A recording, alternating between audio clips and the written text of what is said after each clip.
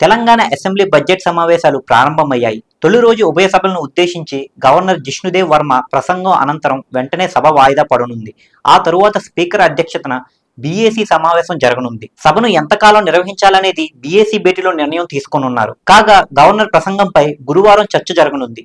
ఈ నెల 15 నుంచి 18 వరకు కులగణనపై చర్చ, బీసీ రిజర్వేషన్ల బిల్లు, ఎస్సీ వర్గీకరణ బిల్లులపై చర్చలు జరగనున్నాయి. అభివృద్ధి సంక్షేమ పథకాల అస్త్రాలుగా అధికార పక్షం బరిలోకి దిగుతుండగా ప్రజా సమస్యలపై గొంతెత్తాలని బీఆర్ఎస్ వ్యూహాలు రచిస్తుంది. ఇక బీజేపీ అయితే సూపర్ 6 పై అస్త్రాలను రెడీ చేసుకుంటుంది. ఇలా తెలంగాణ అసెంబ్లీ బడ్జెట్ సమావేశాలు వాడివేడిగా కొనసాగనున్నాయి.